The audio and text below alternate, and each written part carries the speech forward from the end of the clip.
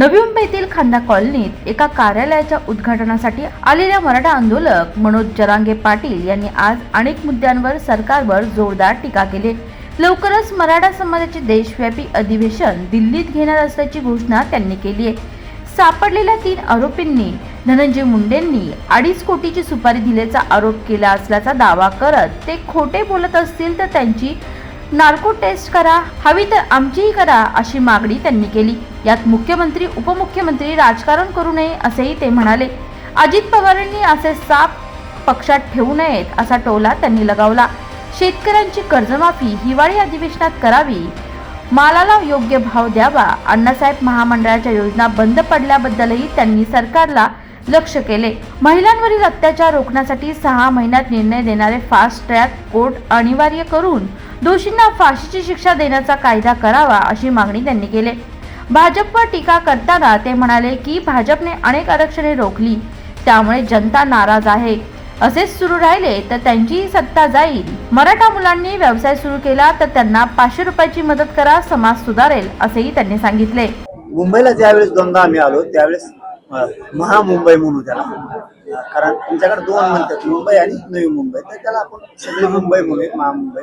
त्या सगळ्या बांधवांनी खूप कष्ट घेतले, खूप मेहनत घेतली।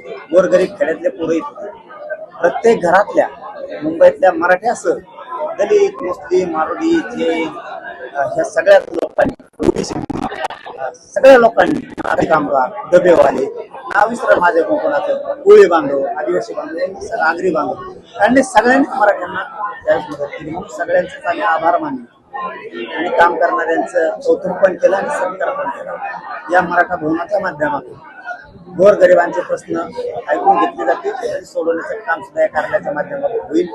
गोरगरिबांनी आपल्या अडचणी सांगितल्या पाहिजेत, तरच त्या माहीत होत्या। सोडायचा आपण 100% सगळ्यांचा प्रयत्न करू। येणाऱ्या नवीन पिढीला व्यवसायाकडे वळण्यासाठी आपण मराठा बांधवांसाठी आपण काय करणार आहोत? पर्यायच नाही व्यवसायाकडे गेल्याशिवाय।